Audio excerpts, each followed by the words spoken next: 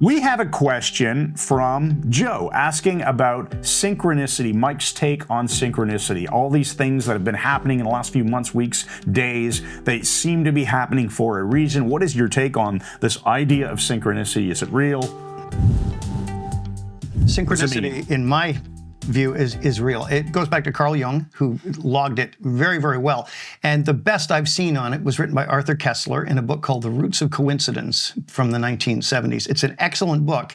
And synchronicity is a meaningful coincidence. It seems to go beyond a coincidence.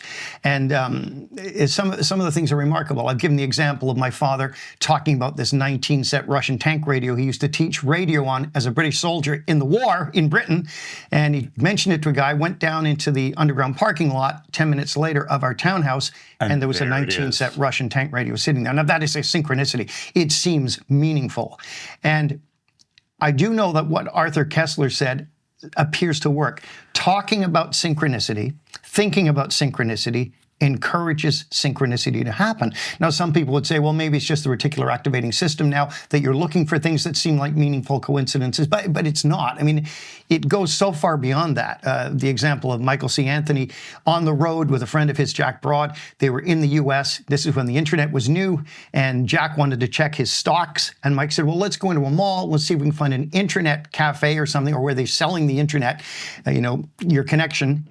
And you can check them online. And as they're walking through this mall in Ohio, they're approaching setup, and the guy's sitting there at a computer. And as Mike walks toward it, he sees on the computer, it says, "Good morning, Mike," which is kind of funny. Yeah. But as he looks closer, he realizes it is his actual Excite page.